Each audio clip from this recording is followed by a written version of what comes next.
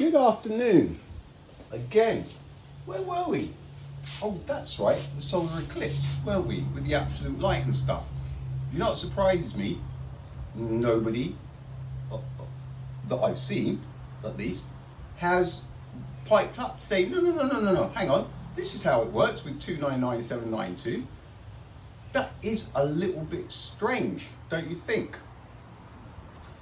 I've spent, I don't know, a good part of today Googling, of all things, so a couple of search engines. Where is there like a handbook? Planet Earth in Trouble handbook that would give me a kind of indication where to go next. What do you do, right? There's been a bit of support, but a lot of you are more, I don't know why, right? Because I can understand you shoot the messenger, innit, right? I've slam dunked this because I hope the most important thing here, right, is that people are thinking about this, right?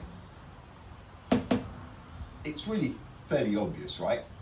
I mean, I don't know, I just came out with it because I'm sick of beating around the bush. You must understand, it's gotten to the stage where I try, but so it's best just to rip the band-aid off, isn't it?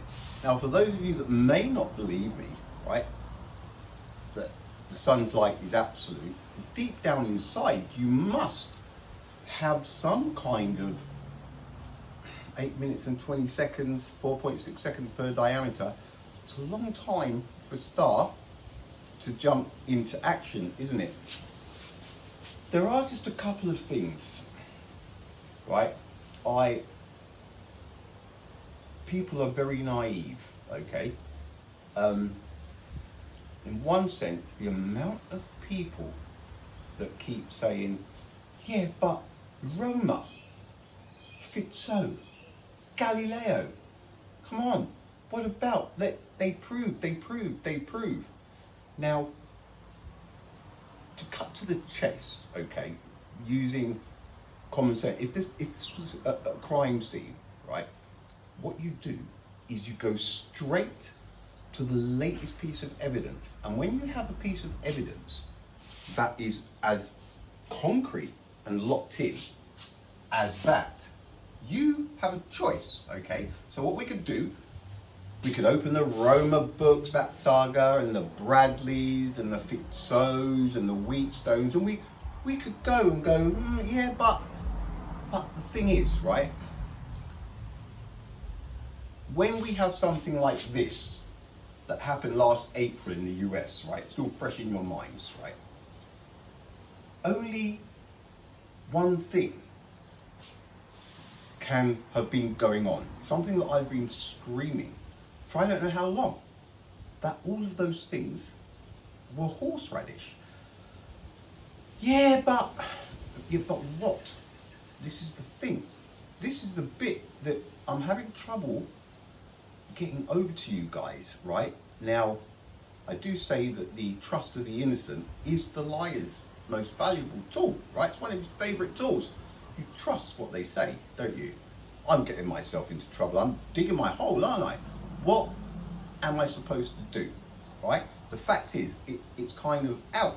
But the knock-on effect from this is quite staggering, okay? The first thing we need to do is to understand what I'm saying. And you must understand what I'm saying with the 8 minutes and 20. If it really does take 8 minutes and 20 seconds for the light to radiate from the sun to the moon, and then another 1.3 whatever, right?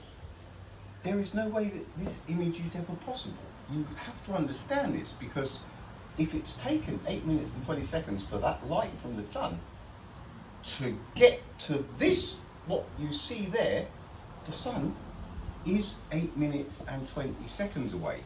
It's physically impossible for this to happen, okay?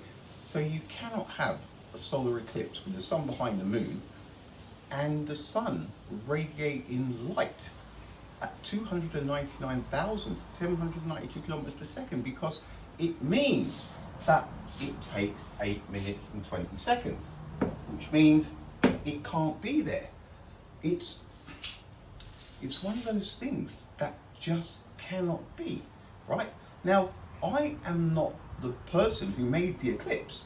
It's not me that has said 820 or 299,792. It is not me. All I'm doing is pointing out the facts. It can't be a crime, not when you live on the same planet as this stuff that's going on, right? Now, first of all, you have to understand this, that the Fitzos and the Galileos and the Romers, when something like this happens, and the last evidence of it was in April last year in the US, and it is a slam dunk, right? It's only one thing that's been going on, all right? And it obviously, it wasn't true.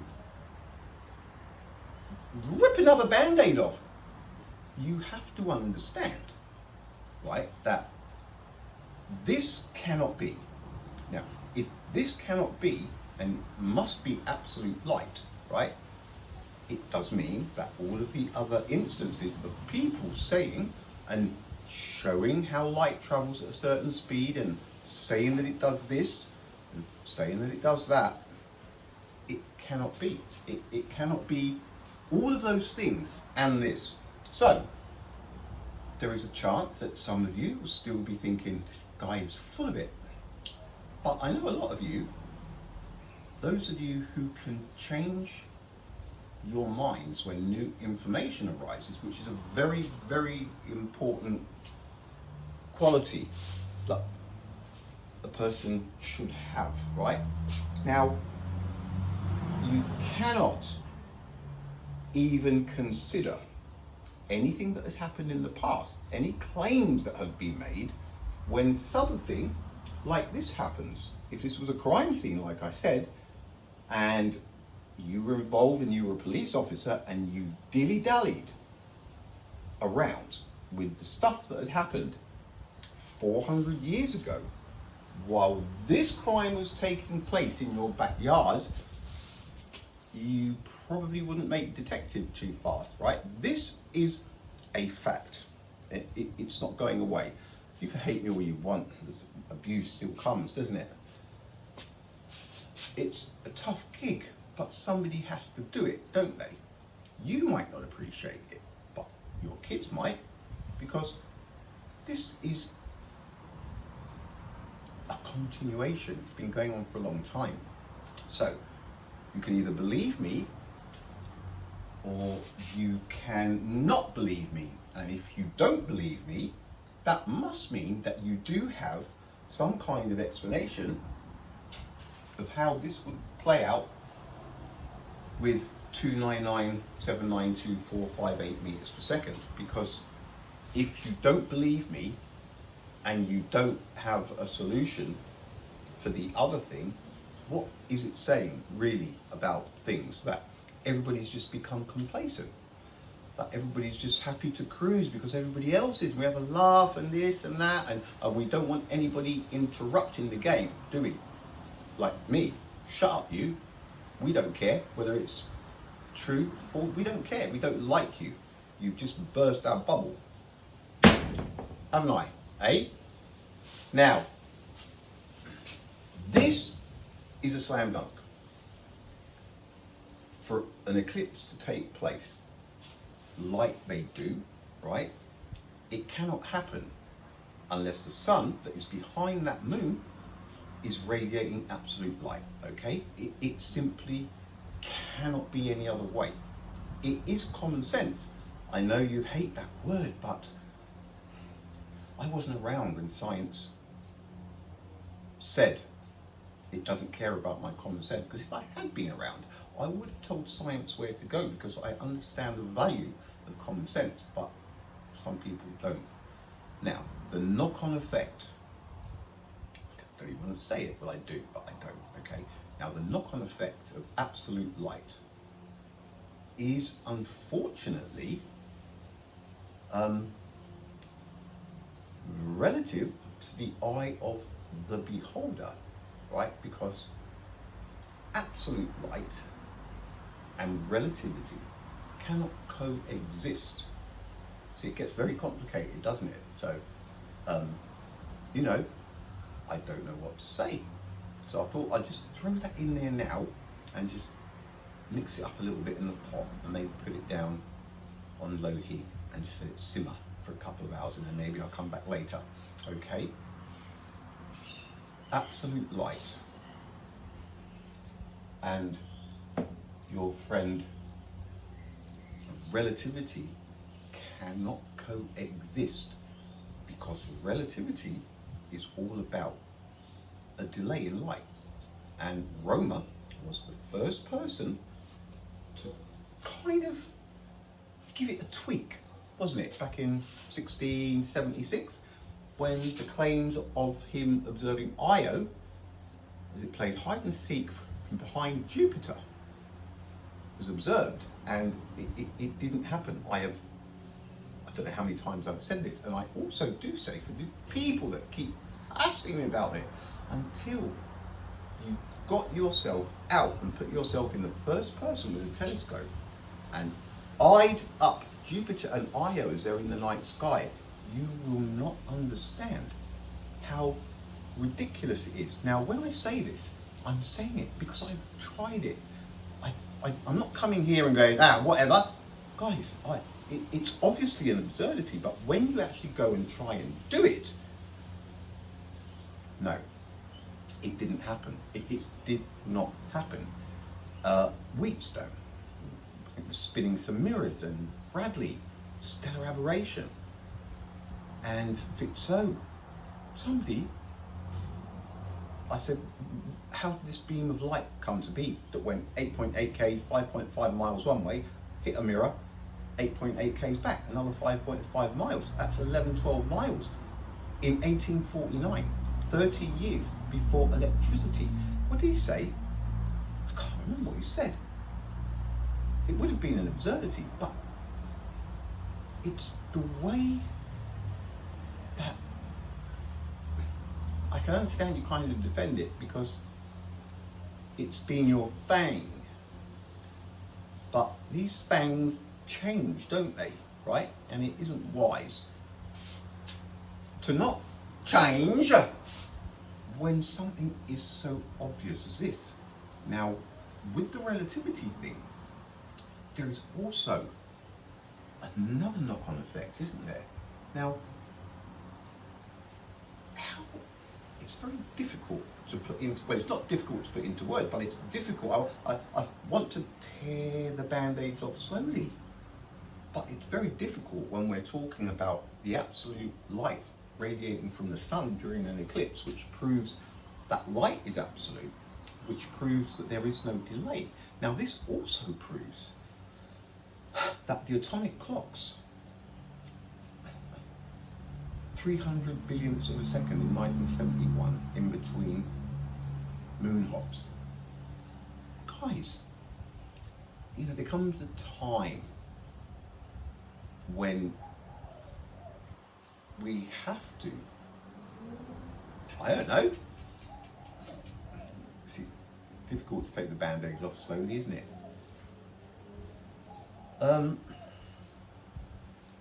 I'll leave it there, right? And I'll wait for the fruit to get thrown at me again. I might even take the evening off, okay? But you have to understand that the knock-on effect is rather large, okay? Now, we're talking relativity, right? So, if you look under the heading of relativity in a book, I mean, it's like the Egyptology, isn't it, with the Egyptians? Guys, this has to be done, okay? It has to be done. It's not about you. It's not all about you. It's about the future generations as well. And if this isn't addressed now, the amount of people that are so up to their necks in travelling at the speed of light and trying to work out if Aunt Nellie is going to age when she reaches a certain speed, and Uncle Fred, is he going to age when he reaches a certain speed in the future when everybody's going interstellar? And there's a very good chance nobody's actually going to go interstellar. Definitely not at the speed of light, because it's too fast to take in any of the views. You know, look, I'm trying to keep it light-hearted, but don't shoot the messenger, okay? Again, I slam dunk this. If anybody's got anything they want to say, you don't need to throw insults and crap, okay? Maybe it's time that we grew up a little bit and we left that part of it and we tried to move forward, and because obviously there's a very good chance that the space junk, you know how space junk falls out of the sky, so that's why it's also important. The more that comes out, it doesn't matter what happens with the space junk, because as long as this has got a foothold where people start to think, it would have been worth it no matter what happens, because this needed to be done, whether you want to accept it or not. It's a price I'm going to pay, right, for Mr. Fucking Hated, right? But it's a price that I have to pay, because this is bigger than me, right? It's bigger than anybody. This is what you're not understanding. This isn't about me taking the limelight. You think I wanted to do this, right? But I have to do it. I have to do it because I see it very clearly. So that's what I'm doing, right? And I will accept any consequences that come my way, and I will have no regrets whatsoever. And I mean that, right? This isn't about me. I've had my time in the sun. This doesn't matter what happens from this day onwards. There are enough of you now that have heard what I have to say, and whether you like it, want to accept it or not, this will have changed the course of where things are going. It's a few thousand people, right, on different platforms, and I know a lot of people are listening, and there's other lies, right, that other people are doing somewhere else, right, exposing people, right? Now, this all needs to be done, right? Like I said, maybe not for your futures right now directly, but if this isn't done, people are going to end up brain dead because of what they believe. Realities have been stretched and torn, sewed back together and stretched again, and people don't know. They really, right now, cannot differentiate between what's real and what isn't, and what is possible and what isn't. But I can, right? I can. I actually can, right? Because I am not easily manipulated because of the situation that I've been in. So rather than throw crap at me, give me a break, all right? I was going to say this morning, I probably, for my own sanity, because I can't be bothered with the comments now, I will probably for the next day, when the comments get to a certain degree of arseholeness, I will just block, right? It doesn't wear me down that much anymore, but right now I don't need it, right? And if people, after hearing what I've got to say, still feel that they have got to have a go at me, not because they don't understand this, but because they don't understand this and they haven't got an answer for how an eclipse would work with 299792. This is what this is about as well. If nobody knows how the eclipse works, right? What does that say? What are we doing? What are we doing? Are we pretending just because everyone around us is pretending? So we just go to the same classes and clap at the same things, and we just pretend that we know, right? It's kind of not the way to go anymore. It really isn't. This planet is going through some serious changes right now, okay? And it's good to be able to adapt to the changes, because this is not a negative thing. Again, it's not about your immediate futures. It's about the offspring that you have so much fun making, all right?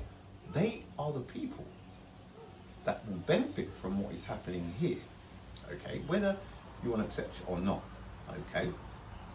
They'll probably just carry on like nothing happened and ignore, because they're really good at doing that. Oh, let's just pretend it doesn't happen. And that will make everybody go, oh, I wonder if it was true or not.